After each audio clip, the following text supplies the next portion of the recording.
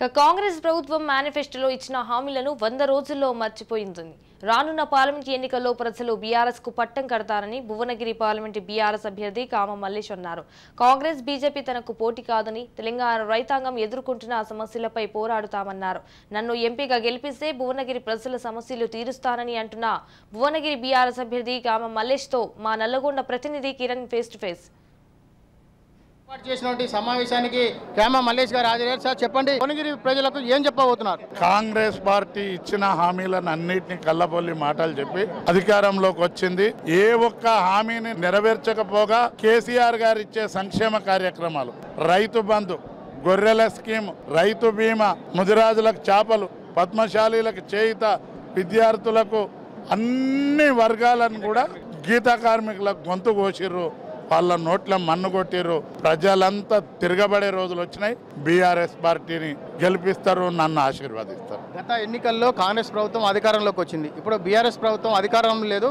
రేపు రానున్న ఎన్నికల్లో కాంగ్రెస్ చేస్తున్న సంక్షేమ పథకాలు కావచ్చు, ప్రజలు ఆకర్షిస్తే వారికి ఓట్లు వేశారు.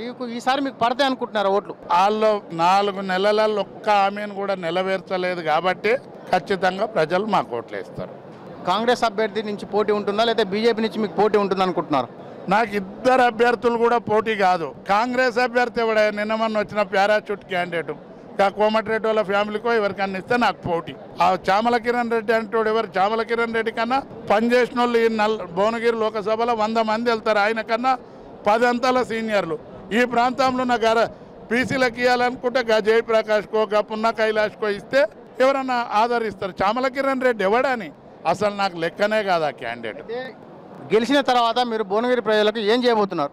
భువనగిరి ప్రజలలో ఒక కుటుంబ సభ్యుల్లాగా వాళ్ళ మధ్యనే ఉంటా, వాళ్ళు ఎంబడే ఉంటా. నేనేదో పప్పు బిళ్ళాలు పెడతానే చెప్పేది కాదు. ప్రజలకు ఏది అవసరం ఉందో దాని కొరకు వాళ్ళ మధ్య నుండి ఈ ప్రాంత అభివృద్ధికి కృషి చేస్తా. ఢిల్లీలో తెలంగాణ రాష్ట్ర ప్రజల సంక్షేమం కోసం కానీ, తెలంగాణ రాష్ట్ర అభివృద్ధి కోసం కానీ, తెలంగాణకు రావాల్సిన నిధుల కోసం కానీ ఒకటే ఎజెండా. కేసీఆర్ గారి నాయకత్వం, తెలంగాణ సంక్షేమమే మా పని.